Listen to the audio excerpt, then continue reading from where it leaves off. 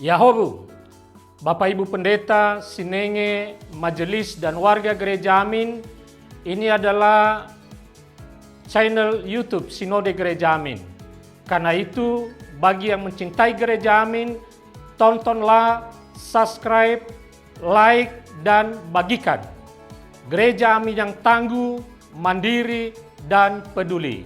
Tuhan Yesus memberkati.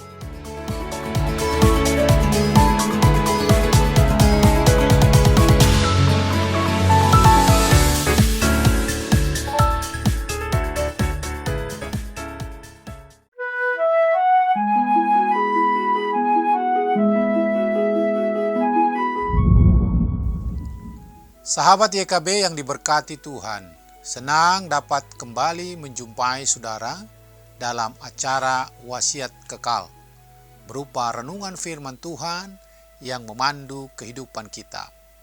Bersama saya, Pendeta Guntur Silaban dari Gereja Kristen Injili di Indonesia, GKSIA, anggota PGIW DKI Jakarta. Renungan kita hari ini, Kamis 11 Desember 2025, ditulis oleh Pendeta Krista Karisda Hulu dari BNKP Banua Niha Keriso Protestan dengan judul Tuhan Menolong Orang Benar, yang dilandaskan pada kitab Mazmur 146 ayat 5-10. Dan nats yang akan menjadi pusat perenungan kita adalah Mazmur 146 ayat 8c. Sebelum kita membaca firman Tuhan, marilah kita berdoa. Ya Tuhan, Engkaulah sumber hikmat yang akan menuntun kami memahami kebenaran firman-Mu. Oleh karena itu, buka pikiran kami, kuasai supaya kami dapat memahami kebenaran firman Allah pada hari ini. Dalam nama Tuhan Yesus. Amin. Sahabat, saya akan membacakan untuk kita Mazmur 146 ayat 8c. Tuhan mengasihi orang benar. Sahabat terkasih, banyak orang melakukan pelayanan kasih di gereja. Tetapi dalam kehidupan sehari-hari, mereka jauh dari sikap mengasihi. Kita hampir selalu bertemu dengan wajah-wajah ramah di gereja.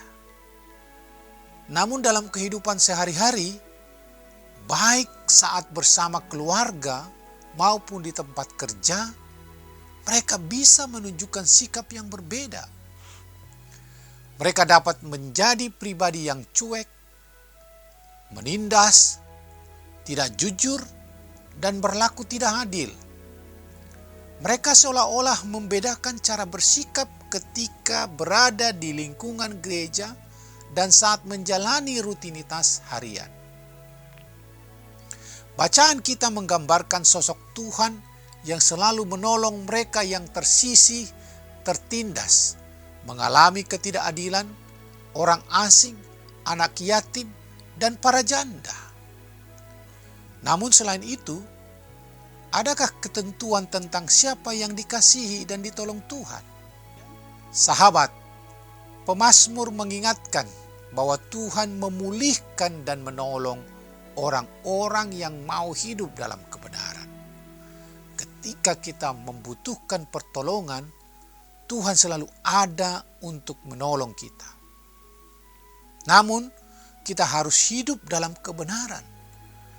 Banyak orang yang tampak saleh di tempat ibadah, tetapi sebenarnya melakukan banyak pelanggaran terhadap firman Tuhan. Jika kita ingin dikasihi dan mendapat pertolongan Tuhan, hiduplah benar. Marilah kita berdoa.